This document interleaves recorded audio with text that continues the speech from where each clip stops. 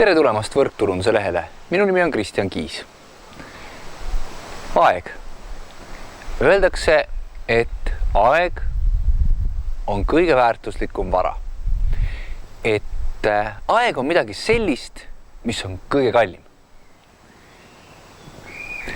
Ma lisaksin siia võib-olla seda, et aeg on vaid siis väärtuslik, kui sa teed sellega ka midagi väärtuslikku.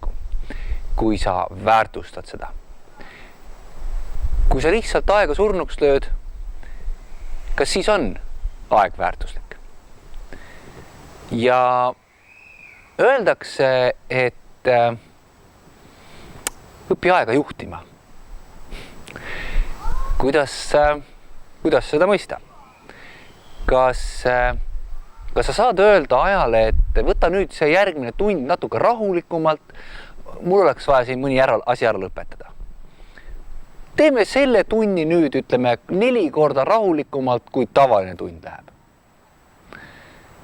Või sa saad siiski ennast juhtida, enda tegevusi, enda seadmisi, mõistmisi, tegevusi. Nii et oluline on see, mida sa teed selle ajaga, mis sulle on antud. Kuidas seda kasutad, millist väärtust sa pakud, millist väärtust sa lood sellel ajal ja sellel tegevusel, mida sa siis teed. Mõtle, kui sul on aeg tegutseda oma äriga, kui sul on aeg teha midagi oma tuleviku jaoks, ja see on nii-öelda äriaeg. See on aeg tegevusteks, aeg, et saada tulemusi. Mida sa teed siis? Millised on need tegevused, mida sa teed? Millist väärtust sa annad oma tegevustega?